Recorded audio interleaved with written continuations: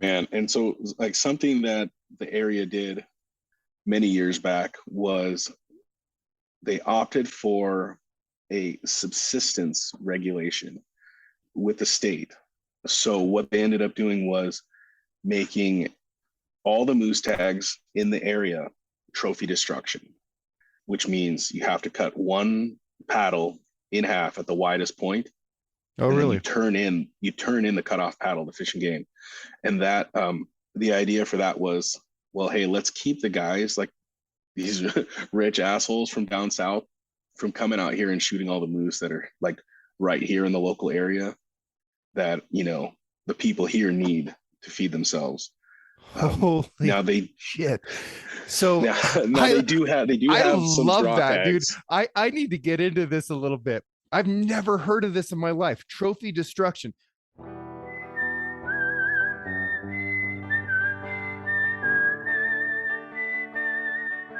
These are stories of outdoor adventure and expert advice from folks with calloused hands. I'm James Nash, and this is the Six Ranch Podcast.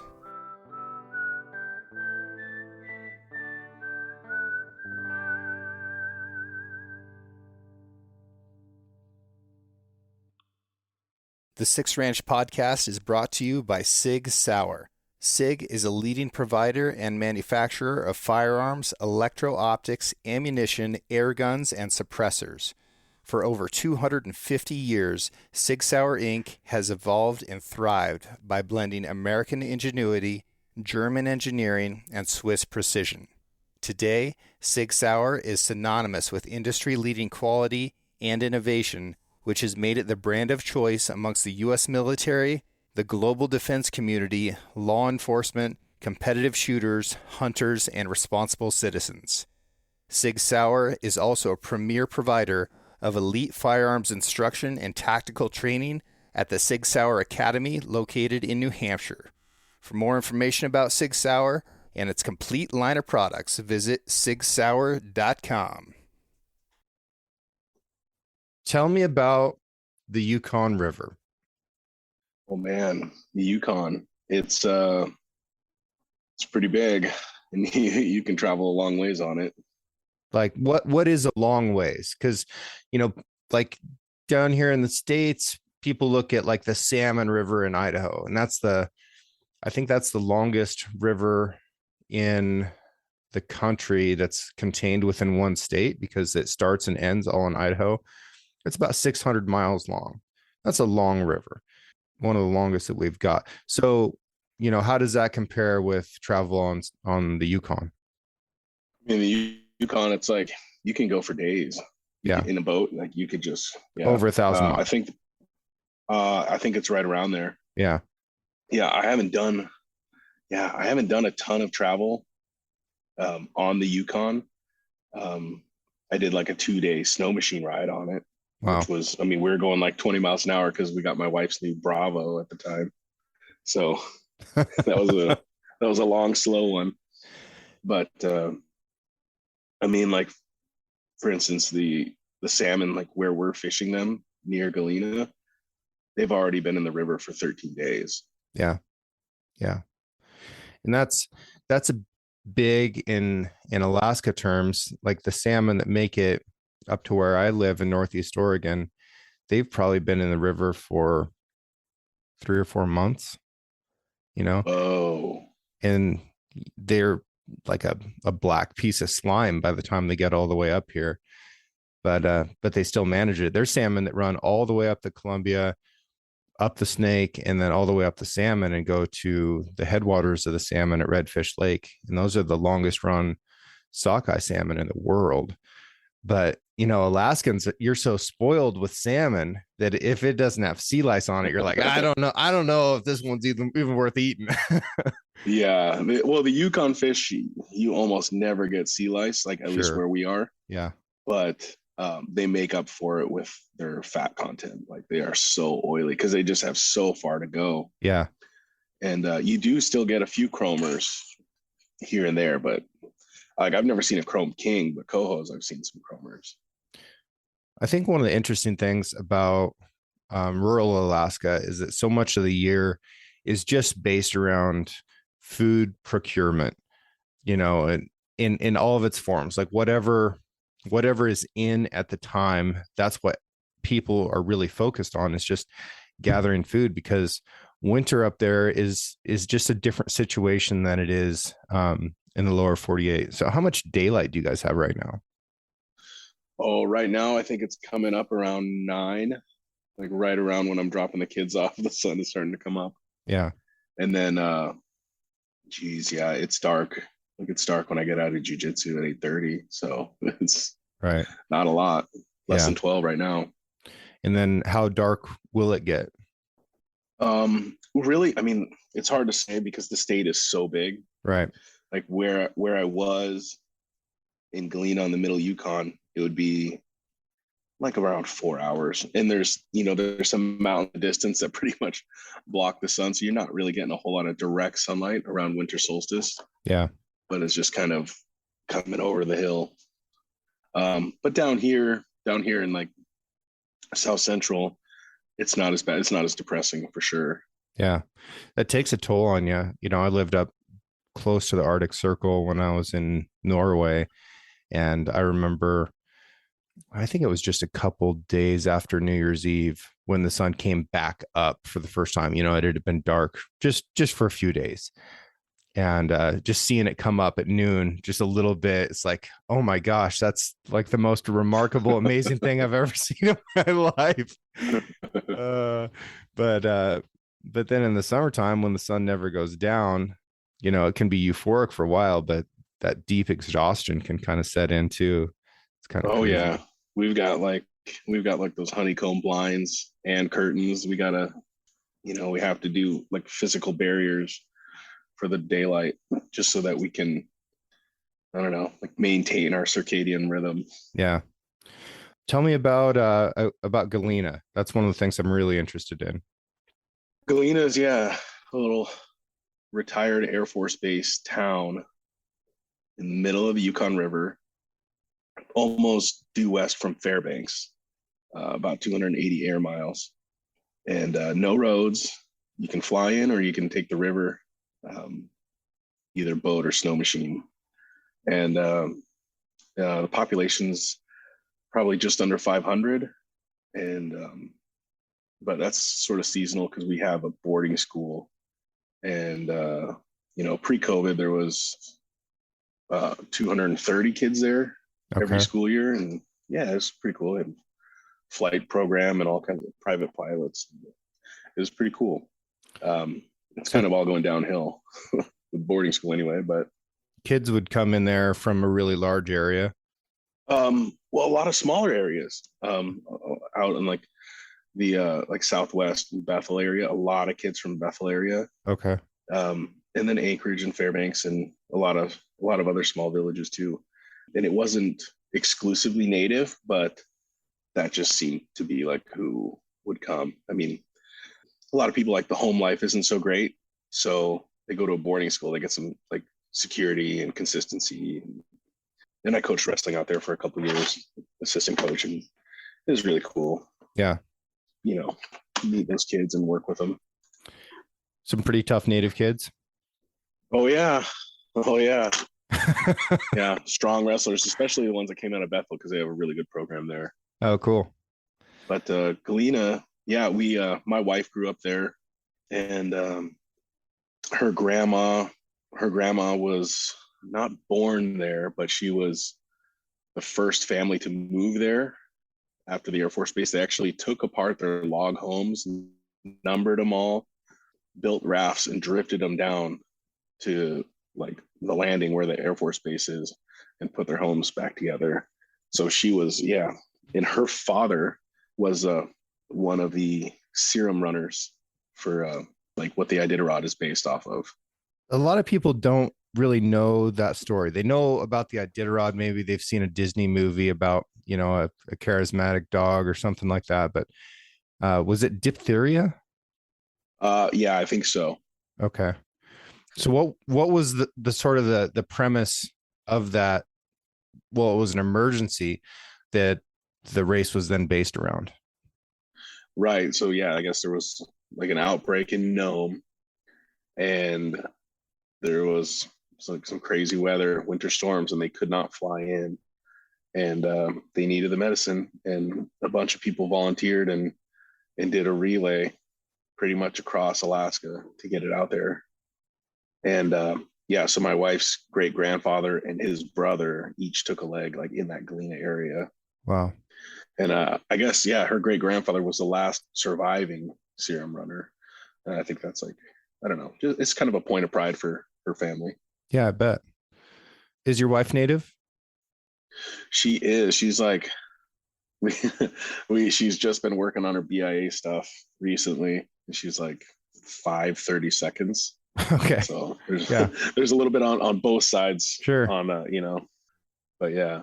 That stuff gets pretty complicated, and I think different tribes have different requirements for how Indian you have to be to get certain benefits. Is that correct? Yeah.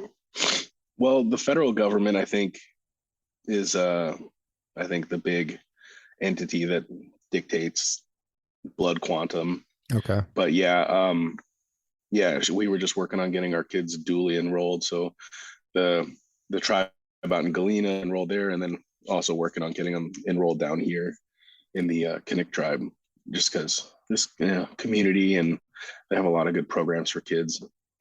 What's your heritage, Patrick? Oh, I'm Filipino. So yeah, first generation American.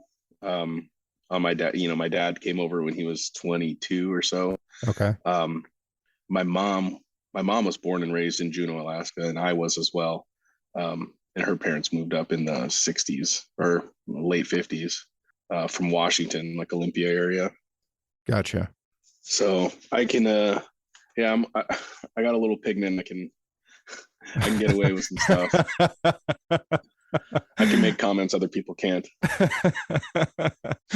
When it comes to Alaskan natives, we just kind of throw that word native out there as a blanket, but there's actually quite a few different groups and then lots of tribes within that. So you've got Inuits and Aleuts and Athabascans. Where does sort of your wife's, those the five of those 30 seconds, where do those fit in? Yeah, they're all Athabascan. Okay. All five of them. I'm not trying to make light of that. No, but, and I think not quite. Koyukon Athabascan. So okay. Upriver they call it the Gwich'ins, or there's several Athabascan peoples, but I think the language though was pretty similar. Yeah. And it's mostly gone now. It's mostly lost. Most of the language is lost. Yeah, out in Bethel with Yupik, like it's really enforced in school. Like they have classes and stuff, and I think they even have a school that is all Yupik. Like they do everything in Yupik. And I would say that's probably like the strongest language left in Alaska. Wow. Just because of how much effort they put into it. Thank God they're doing that.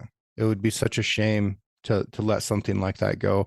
I know that's being done in Hawaii as well. One of my clients there, his kids focus on learning Hawaiian in at least part of their school every day, which I think is fantastic. Yeah, that's cool. This is something I wish I had. Oh, really? I mean, you could, right? Oh yeah. I mean, I can pick up like Filipino dialects. I can pick up like when someone's talking about me, but that's about it. You can pick up the Patrick and go from there. Oh yeah. Or what do they say? Like a word for fat or something, Well, talk me through what a year in your life was like when you were living there in Galena. You've got salmon, you've got moose, you've still got to have a job and figure out how to make money. Like, what's that look like? Oh man. Well, luckily I had a real good job. I owned the liquor general store. So there was definitely like income security, but pretty demanding, with rural life. It's kind of hard to find quality employees and keep them and all that. So I was definitely married to the business, but I would get out and, do everything I wanted to do. Definitely didn't have time to do the trapping. Okay. I got totes and totes of traps and stuff, and I just didn't. It's just something that's too demanding with time. So, but I would get out, ice fishing for pike and burbot and stuff, and I guess that would be like from January 1, springtime, do some ice fishing. Then springtime, there's waterfowl, and where we were living, we were rural enough that the federal government would allow us to waterfowl hunt, and it was really loose. You could use rifles, shotguns, pistols, whatever you wanted, really, just not fully automatic, and no punt guns, and I think no airboats allowed, but for the most part is wide open. And so yeah, we'd go hunt speckle bellies and honkers and stuff.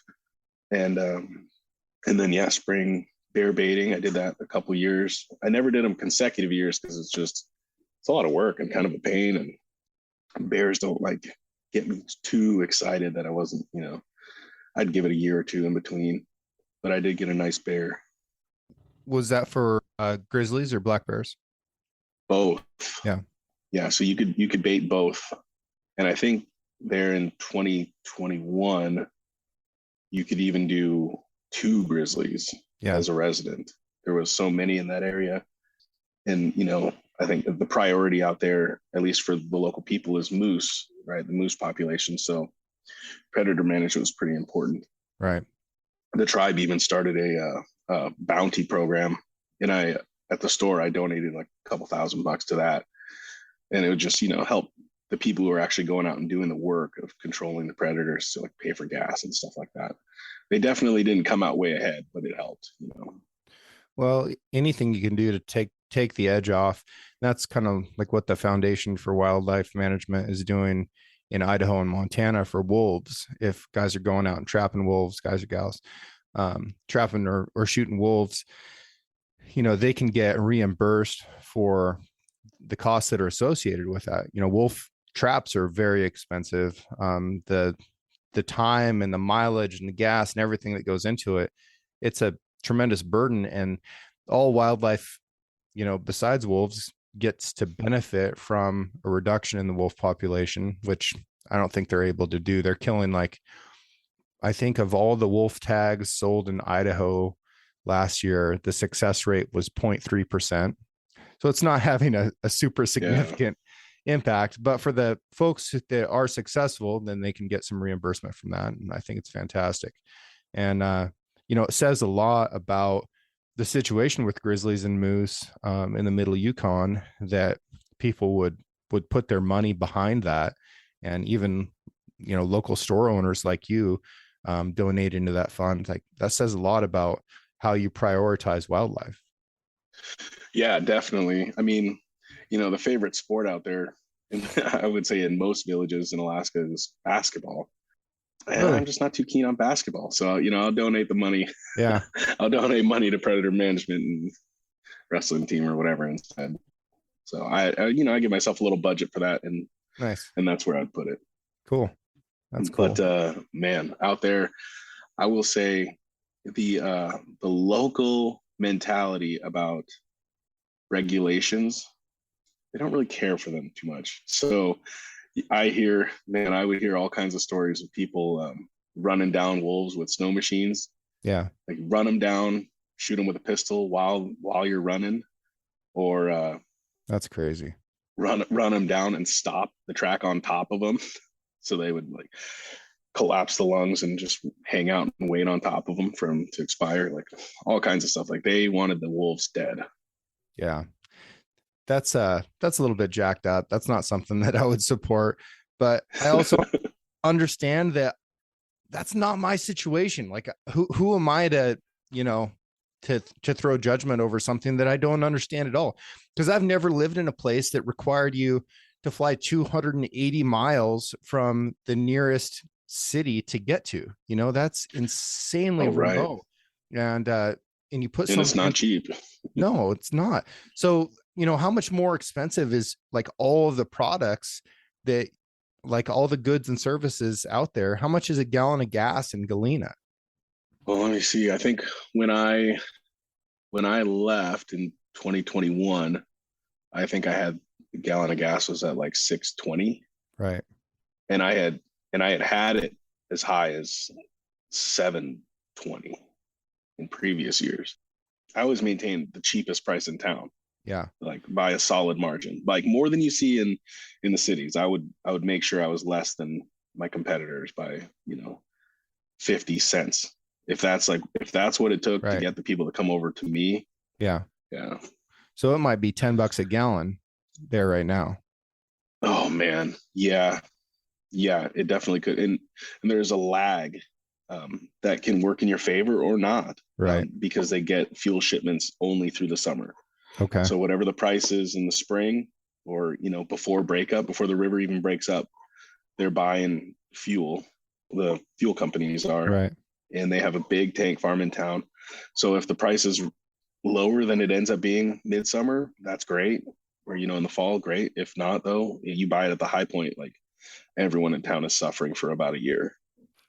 How are most people, of those 500 residents, how are most of them making their money? Well, it's mostly federal tax dollar trickle down. So there's the health clinic, the school. There's a post office which has like one or two employees, usually just one. Um, Fish and Wildlife Services there. They have a good size office and maybe eight employees that they actually have houses for. And there's a fish and game office that is only seasonal, and then the state DOT is there, and they have about 3 employees. And then the local government, the city, they own all the utilities in town, so they put a lot of people to work too. So really, there's no real economy, and that was a reason that we were ready to get out of there after 9 years. It's like, well, are we going to reinvest every dollar we have back into our business and into a new building? Because it was just getting to that point where it's time for a new building. Right. And are we going to do that and hope that the tax dollars keep flowing into town? Or we just like get out of here? And yeah, I think we were ready, especially the kids too. There's so many cool like sports and other programs here for kids that just aren't available in the bush. Now, if you were going to get a new building, all those materials would have to come in on a boat, right? Yeah, on a barge. There's one main barge company now, out of Nenana, which is on the highway system, and so yeah, they'll take the they're right at the mouth of the Nenana River, so they'll take the Tanana all the way down, and which is really treacherous. Like I know a lot of moose hunters will take the Nenana River to the Yukon before heading out our way, and people get stuck all the time. So yeah, there's one barge company that really knows the river and GPS tracks it, and is very, put a lot of money into it, and they are like pretty much the only company that comes down. Wow. And it's expensive. And materials are expensive, and then getting construction workers out there, very expensive. Totally. Because then you've got to put them up, you find a place for them to live and provide for all that. What time of year does the river ice up? Iced up probably October. It'll start like getting slushy. And then is ice out in April or May? The latest I've seen it is May 27th, and that was the year that the town flooded. There's like a really big S downriver, about, let me see here, it's probably about 16, 17 miles downriver, where the river just piles right into a hill, big like rock cliff face hill, and then does a little S afterwards, and the ice likes to build up there. So that year there was really thick ice, not a lot of snow to insulate the river ice, so it just got really thick and really late breakup, and yeah, the whole town flooded. Wow. Is ice out a pretty April. big deal when it happens? Yeah. Last year it came really close to flooding again. So people are really watching. People try to you know, watch when it first starts happening. And it doesn't, it'll start moving and then maybe stop again. But yeah. And then it's really cool to see. It's like, it's very powerful. It makes you feel very weak and small to see that much ice flowing by and just churning and grinding. Yeah. Is it loud? It can be loud, like depending on where you are. There's a spot in town with some metal pilings, like a steel wall, basically, that they put in to protect the bank from the ice, and it grinds on that pretty hard. It's about ready to collapse now. So you've only got open water for 5 months out of the year, and part of that time, right after ice out, I'm sure there's a huge amount of timber that's coming down the river that makes it so that you can't run a barge. Yes, yeah, and that's a really exciting time of the year too, because everyone's out there getting their firewood. Oh, so they get their firewood out of the river. Lots, yeah. Wow. And it's amazing because even down at the mouth, people are still getting firewood. Like there's still wood left. How do they get that firewood? What's that look like? Oh, they'll go out in boats with chainsaws and cut the stumps off, and then tie them up and drag them over to shore and tie them up, and then come pull them out later with trucks and four-wheelers and stuff. Wow. So lots of sawdust on the banks in the springtime. A couple years ago, there was a real high runoff year. I think, we were seeing like 200,000 cubic feet per second in the Snake River after the salmon got into it. And there was a log every 6 seconds coming down the river. And it was a really scary time to be out there in boats. And I actually pulled out of a trip that I was supposed to guide because I just felt like it wasn't safe enough to be in there with all that timber, especially in rafts. And a bunch of the guys downriver in Idaho wanted to mill up these logs that had come, way down the salmon. Some of them had come a couple 100 miles down the salmon, and they got these logs out of the river and then started to mill them, and realized quickly that they were full of sand. Like every single crack in those logs was full of sand. So their saw blades were getting eaten up almost immediately, and it just wasn't worth anybody's, expense to go after it. Yeah, that's definitely the case. The Yukon is super silty. Like the only time you ever see clear water is in like the middle of winter. You punch a hole, it'll be kind of clear, and people will drink it. And they'll get drinking water that time of year. Yeah, but yeah, it's definitely hard on your saw blades, and they tend to pick logs that are bare with all the bark peeled off already. Sure, it's just a little easier. I think that's one of the really amazing things. When you see a log that's been in the river for a while, it looks slick. There's not a limb on it anywhere. It looks like a telephone pole. And I always wondered kind of how fast that happened. And I saw this big ponderosa fall into the river one time, and it was going down, and all the limbs were sticking up and the needles were still on it. And the first rock bar that it hit, it snagged up for a second, and then it started to tumble.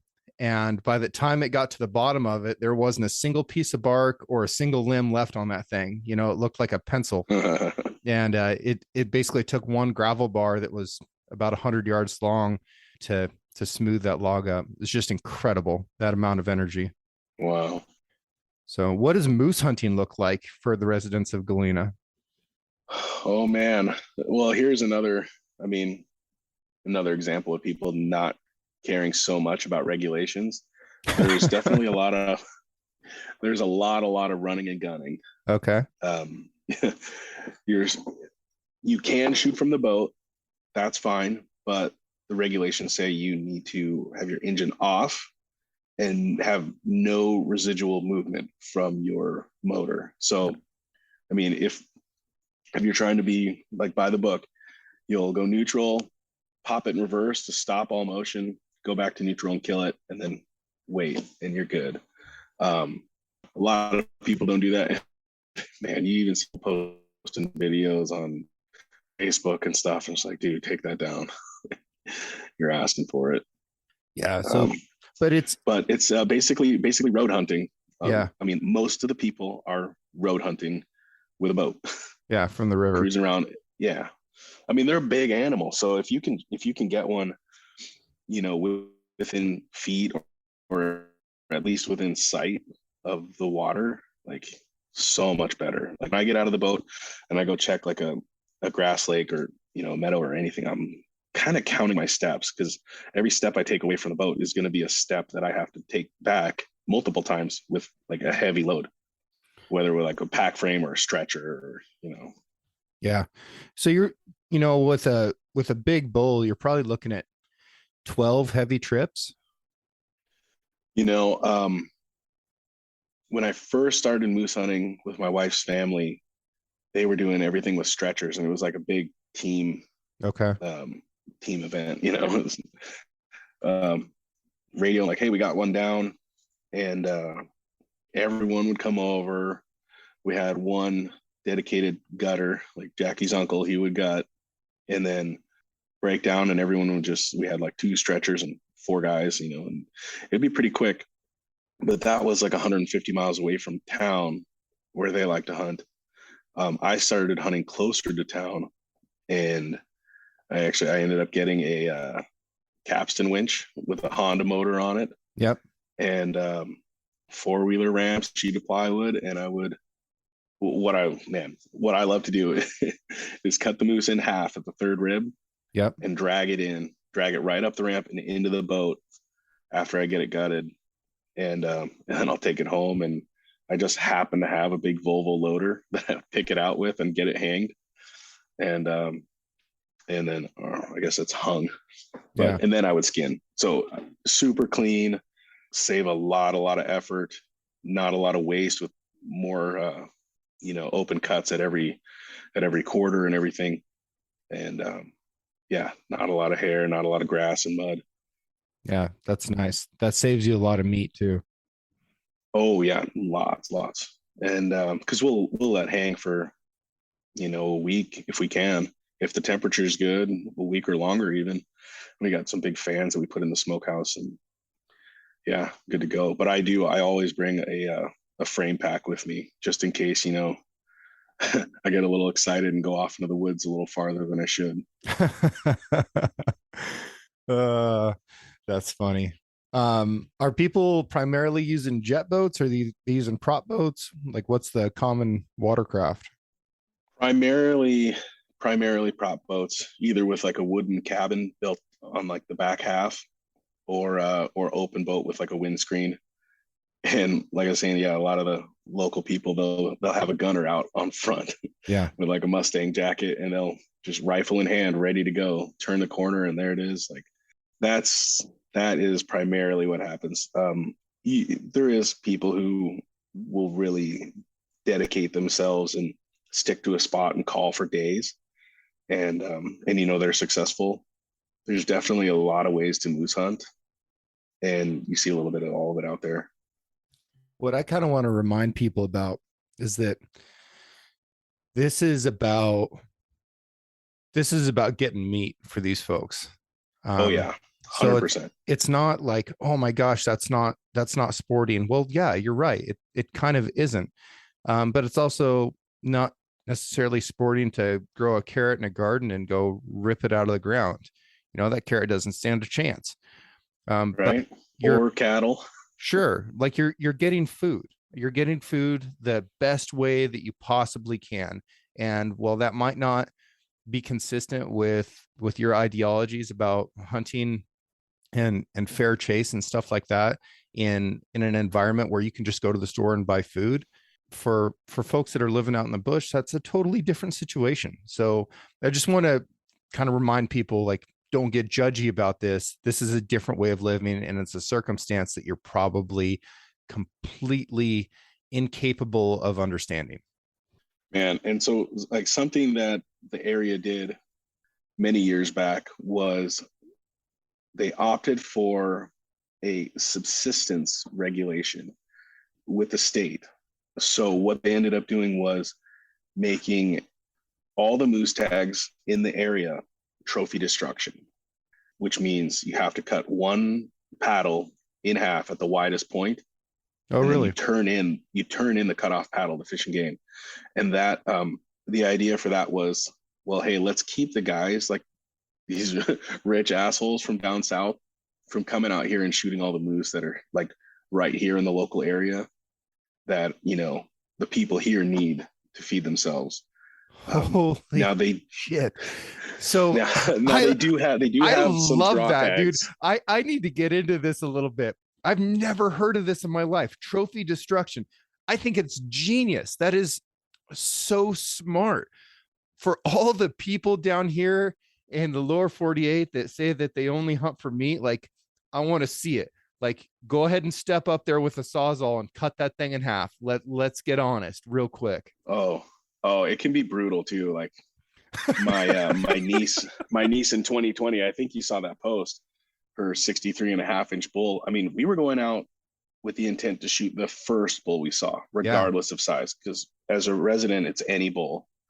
And we just happened to see a 63.5, like climbing out of the water as we turned a corner.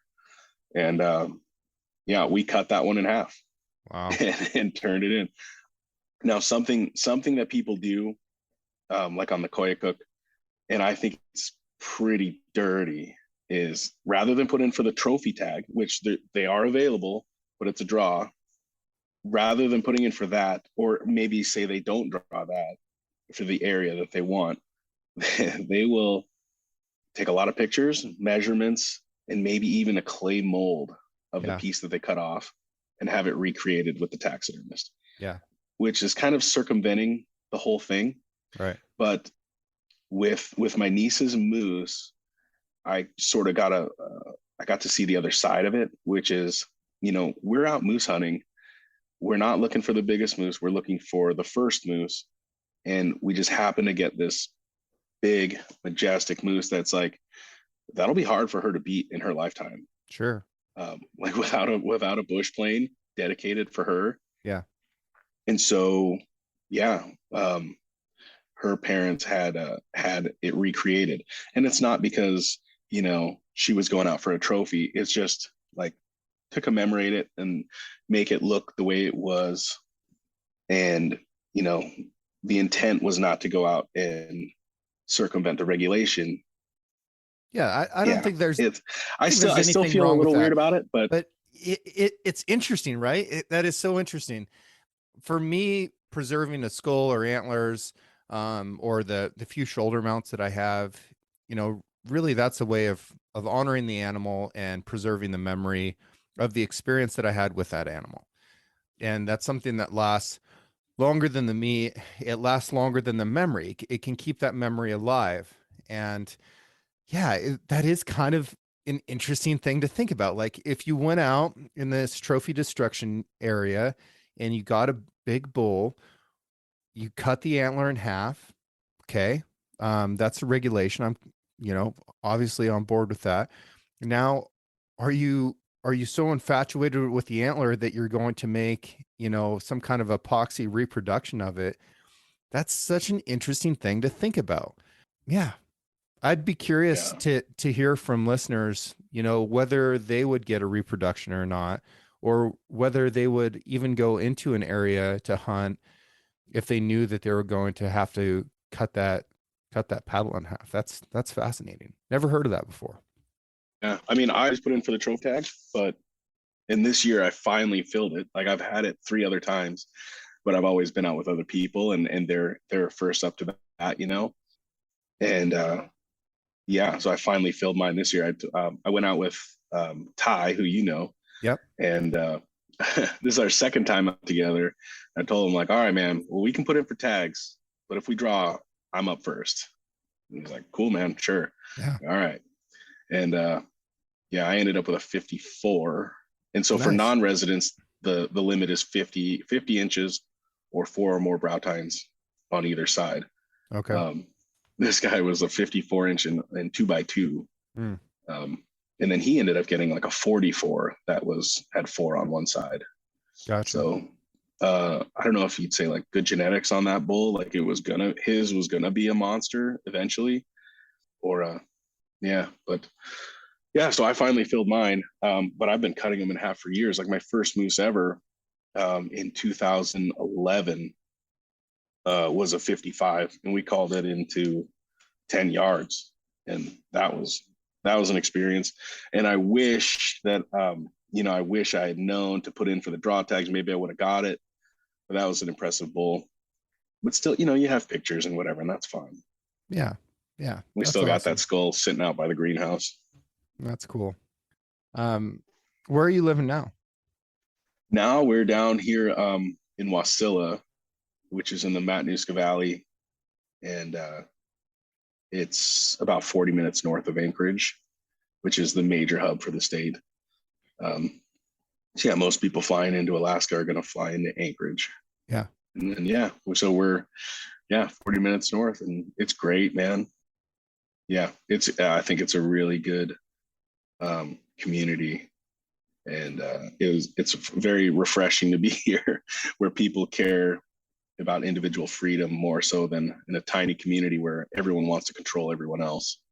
I think it's funny that you're living out, in the bush, and now you're in a more urban place than I am. Like, you've got a jujitsu gym. I'm freaking jealous of that. Man, yeah, it's I grew up in Juneau. There's about 30,000 people, but no roads. And growing up, everyone was like, man, I can't wait to get out of here. And I wanted to stay just because fly fishing and hunting was my thing. And why would I go anywhere else? Like, it's great down there. But, I ended up going to university in Fairbanks and seeing more of the state. And I don't think I could ever go back there. I don't think I could ever live in Juneau again. Yeah. And it's weird. Just the overall politics of a place really, you got to find a place that fits you. Yeah, that's true. And one of the really awesome things about America, we can move from state to state with impunity and find the place that we like the best. Yeah, I don't think I could ever leave Alaska, but I could definitely move around Alaska. How do your tags work? Like, do you have to buy your moose tag and your bear tags and caribou tags? Like, how does that work for a resident? As a resident, they're all free. So like Ty came up, oh, you know what? No, I think I did have to pay for my muskox tag because that was like kind of a special animal, I guess. Maybe I did, man, maybe I didn't. Maybe they just sent it to me. But typically, anyway, residents, the tags are free. You do pay if you go in a draw, you have to pay for that, but the tags are free. Okay. Non-residents do have to pay for the locking tag. The paper tag is free, but the locking tag that is required to go along and go on the animal, that you have to pay for. Yeah. And I think like a moose is like 800. Yeah. And it's pretty much going up every year. It was cheaper for me for the tag to go moose hunting in Alaska than it would be for me to go elk hunting in Wyoming or deer hunting in Montana. Wow. So it's, it is a lot of money, and you have a huge number of expenses, beyond your tag. But if we're just talking about like locking tag, license, that kind of stuff, like the monies that you pay to the government, Alaska is much more reasonable than some of these states. Well, I really hope it stays that way with everything, with all these big swaths of government land getting shut down to non-resident hunters, and even non-local area resident hunters. Hopefully they don't feel the need to make up for all those lost tag sales with increasing the prices. If you're going to offer advice to a non-resident who just wanted to come up and experience Alaska and go on a hunt, what hunt would you recommend that they look at? Ooh, that's a tough one because it's such a big state and there's so many animals. There's like 4 or 5 ways to do every animal. You can raft, you can fly in and stay put, you can hike in, you can boat in. Man, that's really tough. I mean, just because so much of it is, what type of hunt is that person used to, or what have they dreamed about, or what animal? I don't know if I could give a recommendation. Moose is like moose is a great one because it's such a big animal, and I think it would appeal to a lot of like deer hunters and stuff. Right. And you can definitely do it. I mean, without being in crazy shape like a sheep hunt. Yeah. You don't need a guide for moose You legally. don't, no. And there's plenty of companies that will do drop camps or drop you off with a raft. Although I've heard problems with people not being able to get picked up once they get a moose, and it just sits in the raft all day long while they're drifting, and then they hang it up at night, and it's just a bad situation. But Another thing I've heard about some yeah. of those float hunts is that a lot of times the river is going through native land, and you can't hunt the bank. So you basically have to find a moose that's standing in the river, or you can't see out of the bank from the raft. So you're just kind of in a canal and can't really see out. Yeah, I could see that happening. I mean, that's kind of the case in the Galena area with the local native corporations. It's all checkerboarded. So you really, like, I use Onyx to see where I'm at. Now, when I'm hunting with myself or my family, we go wherever we want because my wife is a descendant of a shareholder. Right. So we're doing whatever we want, and we have access to all that. But when I bring someone out of state, like my friend Ty, I'm really watching Onyx, and we're paying attention to where we are, where we're getting out of the boat, and where we even bother to look. And not being able to see. And a lot of people. So here's a story. There's a local woman, younger single mom, probably my age, but she likes to hunt. And I told her, I was like, oh, well, we could take you, taking my buddy out. And she's like, oh, where are you going? I'm like, oh, we're going up river, kind of around Fish Island. She's like, that's my island. I'm like, oh, okay, that's your island. Yeah. Well, I'll make sure to stay below the high water mark. And and she kind of threw a fit. And later, my wife was at a tribal council meeting, and she was talking about outside hunters coming in, because I had a friend of mine from Fairbanks. She's talking about outside hunters coming in and hunting on native land and saying, well, we'll just stay below the high water mark. And she's like, that's not right. I looked it up on the map, and this big island, she's got like a postage stamp on it. And I mean, there's just not that, like, the level of understanding of, like, hey, this is America, and everyone has equal opportunity to public land and public waterways. And yeah, it can be a mess. How do you manage fuel on these long boat trips? Poly drums, poly cubes, like 15 and 30s. I like those a lot because 15s especially, because you can move them really easily. But and with like a prop boat, like my 24-foot with a 175 on the back, I can do a lot of miles with that boat, with what fuel I can haul. The new SJX I have, not very impressed. I burned a lot of gas this fall with that thing, and not even loaded down. So yeah, I don't know. I may have to sell that thing and get the 4-stroke one that they came out with now. But yeah, polys, and it's not cheap.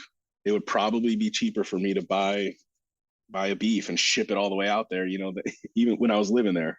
Yeah, it's not cheap, but you love it, and it's the quality is and the nutrition is it's different.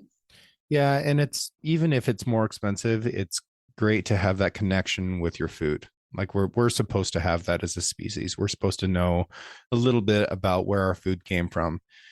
Even if you're a member of the tribe that wasn't part of the hunt or part of the kill or the harvest, and you're enjoying it, you're connected with the people who were. That's how we developed as a species. So this disconnect that we have between the origins of our food and the meal that we're consuming is greater now than it's ever been. And then when issues of this come up in politics, and people don't know what they're talking about because they're not connected anymore, then that's unfortunate. Yeah, and for me, it was always really important to have my kids involved. I would bring kids in the boat. Pretty much the only thing we wouldn't do with the kids in the boat is gill netting. just Yeah. because it's pretty dangerous. You can get snagged up on the bottom because you're not gill netting out in the ocean where there's very little current. You're gill netting where there's like 3 to 5 miles an hour of current. And yeah, boats have sunk. So that's the one thing I don't do. But hunting, yeah, I bring the kids and they're involved. And my 11-year-old got his first moose this year. It's like 31 inches, I think. That's awesome. Yeah, 300 yard shot, and he did great, man. It was awesome. That's incredible. Did he shoot it from the boat? He did. Yeah, he did. We kind of we were in a lake that was pretty tricky to get into, but if you do it on step, it's kind of like those down south like jet boat races or whatever. Yep. You get on step and you can get in there pretty easily as long as you don't go all the way up out of the water or something. But yeah, he was on the far side of this lake and there was a little point and we just kind of nosed up to the point and probably couldn't see too much of the boat, maybe like the wood cab. And yeah, he made a great shot and yeah, he got his first moose after being out with me for several. Oh, that's fantastic. I bet he was stoked. Oh yeah, I'm super proud. That's cool. Well, man, I really appreciate your time and your honest insight into what life is like out there in rural Alaska. It's a huge portion of our country that most of the residents of the country know nothing about at all. And I'm included in that. Like, it's just blowing my mind what you told me about cutting moose antlers in half. I cannot believe that I've never encountered that information. And it's really provocative. I think that there's probably application for that in some of these elk and deer units down here as well. That would change the game and force an honesty out of people that I don't think they could probably force on themselves. Yeah, definitely. It's pretty cool. Yeah, and all the locals have like fair shot. They're not getting out competed with money. Yeah, it's pretty cool. That's awesome, man. Well, thanks again for your time. I know you got a bunch of snow to plow and some kids to pick up from school here before too long. So I'll let you go, but stay warm, stay safe out there. Yeah, buddy. Good chatting with you. What I remember is getting up in the dark, shuffling on out to the pickup and climbing in, heading out, headlights going out over the fields and the roads and getting back into the mountains and the timber, and knowing that there was a destination out there that I was going to be sharing with my dad. And at some point, either during the drive or once we got out to some ridge that we were going to be watching when the sun came up, you'd hear that little squeak of the lid coming off of the thermos.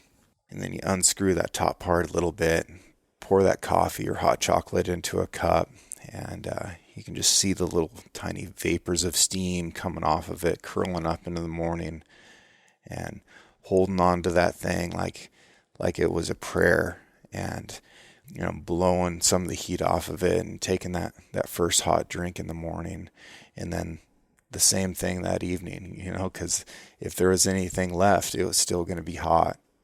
Like, those are core memories. Those are part of growing up and part of being an adult, and then sharing that. Now, I'm getting to share that with my nephew and giving him those experiences. And it's an accessory to the experience. But part of what I remember about hunting and working with my family as a little kid was that there was this green, beat to hell, still going strong Stanley thermos. And now there's a complete line of Stanley products out there. And if you go to stanley1913.com, you can look into those and see if there's something out there that you need or that you want or that you would like to give to somebody else. And if you use the discount code 6RANCH, the number 6 and the word ranch, and you can get 25% off of just about anything in their store. I encourage you to do it. They're great supporters of this show. They're great supporters of this audience. I love you guys. Thank you so much for listening. Thank you for all of your support and your attention. We're not stopping. We're going strong. And I'm glad to pass along this discount to you guys. And I hope that you find something that can help develop that core memory for you and the people that you love.